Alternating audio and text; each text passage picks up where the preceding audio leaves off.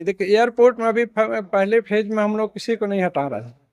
Next phase जो आएगा उसमें जो भूमिहीन है उन भूमिहीन लोगों को दूसरे जगह जमीन दी जाएगी, उनको बसाया जाएगा, विस्थापित उनको नहीं किया जाएगा, यहाँ से उठाकर दूसरी जगह उनको जमीन दी जाएगी, मकान दी जाएगी। बिहार में एनडीए कितना सीट पर जीत हासिल कर? बिहार में तो नाराही है, पूरे देश में 400 पार, और हमारे बिहार में हमारे मुख्यमंत्री जी का ही नारा है 40 पार। 40 पार हम लोग लेने जा रहे हैं। मुख्यमंत्री जी का हाथ मजबूत हो और हमारे प्रधानमंत्री जी पुनः प्रधानमंत्री बने, इसके लिए 25 मई को घर से एक एक आदमी निकलकर और तीर छाप पर मुहर लगावे, ताकि हमारे प्रधानमंत्री पुनः कई प्रधानमंत्री लोगों की मन में ये अटकलें हैं कि नीतीश कुमार कहीं फिर भाग गए राजद के साथ तो क्या होगा?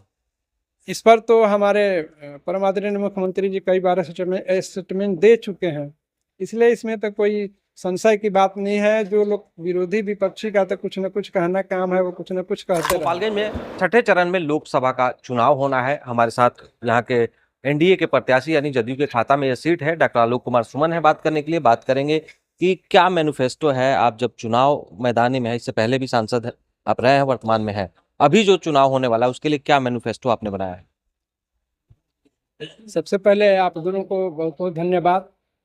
और पिछले हम लोगों का तो एक ही मैनिफेस्टो रहता है, पूरे एनडीए परिवार का एक ही मैनिफेस्टो है कि अपने देश का विकास, राज्य का विकास, जिले का रोग का एक ही इलाज मेडिकेयर है आपका समाधान। नवजात बच्चे, शुगर, पेट, छाती, हृदय, मुंह और दांत के अगर रोग से हैं परेशान तो आइए, मेडिकेयर आपको देगा समाधान। मेडिकेयर में स्पेशल एनआईसीयू, आईसीयू और दवा सहित अन्य सभी सुविधाएं से है लैस। हाईवे रोड में सबनम होटल के पास बी83 स्कूल के सामने है यह मेडिकेयर अस्पताल। विकास, हर गांव का विकास, उसी मुद्दे पर हम लोग चल रहे हैं और उसी विकास को लेकर चल रहे हैं। और हमारे परम आदरणीय माननीय मुख्यमंत्री जी का शुरू से नारा रहा है और उसी के तहत काम करते हैं कि न्याय के साथ समावेशी विकास।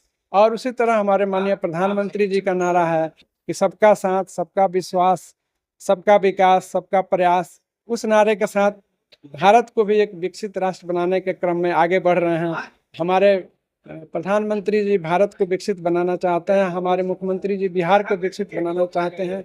उन्हीं के मैंने पद चिन्हों पर चलकर मैं गोपालगंज को भी एक विकसित जिला बनाने का प्रयास कर रहा हूं, और मैं जनता का आशीर्वाद रहेगा, मैं इसको पूरा करने का भरपूर प्रयास करूंगा। अभी भी गोपालगंज में कई बड़ी समस्याएं हैं, बड़े रूट की ट्रेनें नहीं है, लोग आज भी डिमांड कर रहे हैं, तो उस पर किस तरह के कार्य किए? देखिए समस्याएं तो हैं, समस्याएं गोपालगंज की बहुत है, लेकिन इधर विगत 5 साल में मैंने बहुत समस्याओं को दूर करने का प्रयास भी किया है और दूर भी किया है।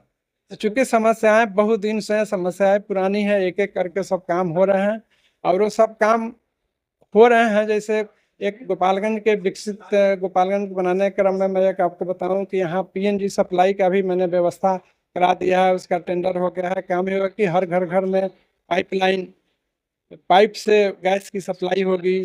सड़क की सुरक्षा, शहर की सुरक्षा के लिए मैंने हाई मास्ट लाइट भी दे दिया, 140 सीसीटीवी कैमरा भी दे दिया। स्कूल में बच्चों को, क्योंकि सबसे ज़्यादा बच्चे बीमार होते हैं पानी से, सबसे ज़्यादा बीमारियां पानी से होती है, उसके लिए मैंने सोलर आरओ वाटर भी दिया। इसी तरह पूरे ज़िले में मैंने काम किया है और बहुत सारी समस्याएं दूर हुई हैं। जो बची है समस्याएं निरंतर वो चलती रहेगी, और हमें पूरा विश्वास है कि पूरा एनडीए परिवार इसमें लगा हुआ है। हमारे माननीय प्रधानमंत्री लगे हुए हैं, हमारे माननीय मुख्यमंत्री जी लगे हुए हैं। हमारा गोपालगंज भी विकास होगा, बिहार भी विकास कर रहा है, देश भी विकसित होगा। बहुत पुरानी समस्या यहाँ गंडक की है, काफी समय से दियारा के जो इलाके के लोग हैं वो परेशान रहते हैं, बाढ़ आ जाती है, तो उसके लिए क्या कुछ खास करेंगे?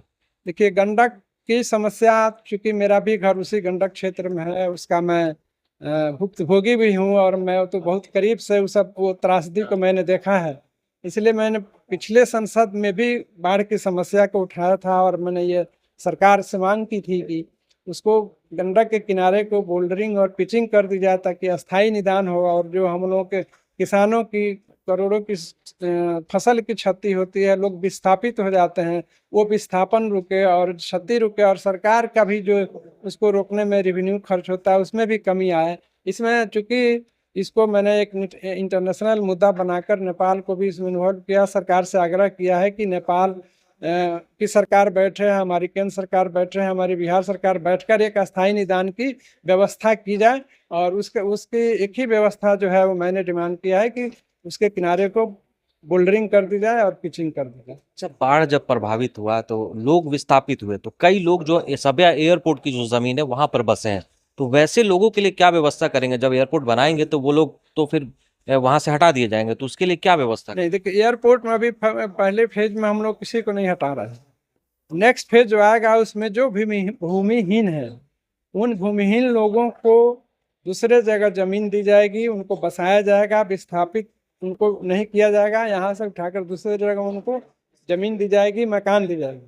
और बहुत सारे ऐसे लोग हैं जिनकी जमीन, जिनकी मकान और जमीन दोनों गांव में भी है और उस एयरपोर्ट के एरिया में भी है। तो वैसे लोगों का तो सरकार का जो नियम होगा उस नियमानुसार काम होगा।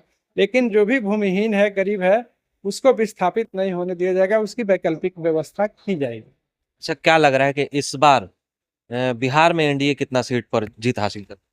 बिहार में तो नाराही है, पूरे देश में 400 पार, और हमारे बिहार में हमारे मुख्यमंत्री जी का ही नारा है 40 पार।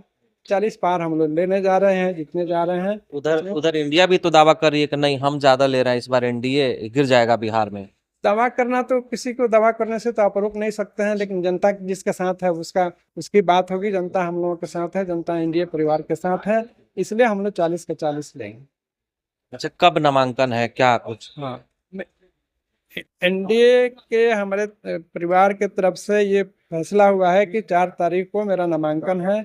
आपके माध्यम से मैं अपने पूरे जिले के परिवारजनों को निमंत्रण दे रहा हूँ, आमंत्रण दे रहा हूँ, आप सभी के माध्यम से आमंत्रित कर रहा हूँ कि 4 तारीख को आप ज़्यादा से ज़्यादा संख्या में आवें और हमें आशीर्वाद दें और हमारी उत्साह बढ़ाएं, हमारे एनडीए का उत्साह बढ़ावें, हमारे मुख्यमंत्री जी का, हमारे प्रधानमंत्री जी का उत्साह बढ़ावें, ताकि हमारे मुख्यमंत्री जी का हाथ मजबूत हो और हमारे प्रधानमंत्री जी पुनः प्रधानमंत्री बने। इसके लिए 25 मई को घर से एक एक आदमी निकलकर और तीर छाप पर मुहर लगावे, ताकि हमारे प्रधानमंत्री पुनः प्रधानमंत्री बन सके। अच्छा, एक आखिरी सवाल ले लेंगे। कई लोगों की मन में ये अटकलें हैं कि नीतीश कुमार कहीं फिर भाग गए राजद के साथ, तो क्या होगा? इस पर तो हमारे परम आदरणीय मुख्यमंत्री जी कई बार स्टेटमेंट दे चुके हैं, इसलिए इसमें तो कोई संशय की बात नहीं है। जो लोग विरोधी विपक्षी का तो कुछ न कुछ कहना काम है, वो कुछ न कुछ कहते रहेंगे, उसको ना हम रोक सकते हैं ना आप रोक सकते हैं। कभी भी शंका में है, डाउट में है कि क्या होगा, किस आधार पर? नहीं, हमारे मुख्यमंत्री जी के 18 साल के कामों को देखें और हमारे प्रधानमंत्री जी के 10 साल के कामों को देखें और जो विकास हुआ है उस विकास के मुद्दे पर, और जो समाज में सामाजिक सौहार्द है उस मुद्दे पर आप वोट करें, ताकि सामाजिक सौहार्द भी बना रहे और विकास भी होता रहे, देश एक विकसित देश बने, एक हमारा बिहार एक विकसित राज्य बने। चलिए, बहुत धन्यवाद। हमारे साथ गोपालगंज के वर्तमान के जो सांसद डॉक्टर आलोक कुमार सुमन है और एनडीए की तरफ से प्रत्याशी भी हैं जो कि जदयू से हैं, और इन्होंने साफ तौर पे कहा है कि इस बार केंद्र सरकार का नारा ही है 400 पार और बिहार में 40 पार, तो वैसा ही होने जा रहा है। क्या कुछ कह रहे थे, आपने साफ तौर पर सुन लिया है। लाइक, शेयर, सब्सक्राइब जरूर करें। धन्यवाद।